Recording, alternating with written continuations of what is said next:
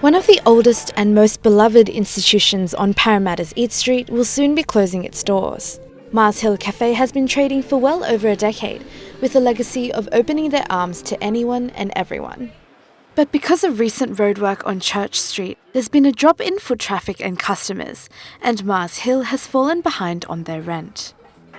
Basically what's happened is the rent has got so large, it's taken up more than a quarter than what we take. And the time we pay the staff, or try to pay the staff, pay our electricity bills, pay the council's outdoor dining, pay everything else, there's absolutely nothing left. In fact, there's not enough to pay the bills. And there is no business relationship between agents or landlords. It's all just greed and money and pay it, and we want it now, and that's it. It's a big hit for the arts community in particular. Mars Hill not only hosts arts clubs for free, where in other facilities they'd have to pay extravagant prices just to book a room, but it's also a haven for the disenfranchised who know they can come in for a cup of coffee and warm conversation. I mean, there's homeless people that come here and get their coffee. A man called Ian who used to drink here every day.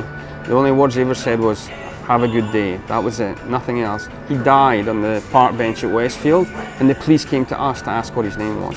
They didn't even know who he was. We knew who he was. Almost every evening, live music can be heard playing at this end of Eat Street. Simon and Seb Funkel are just one music duo that has roots in Mars Hill.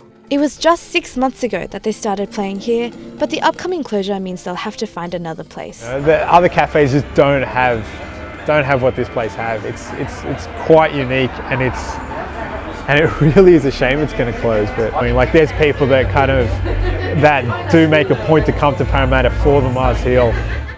After 15 years, Mars Hill are still determined to continue serving the community, with plans to find cheaper spaces in nearby suburbs such as Granville.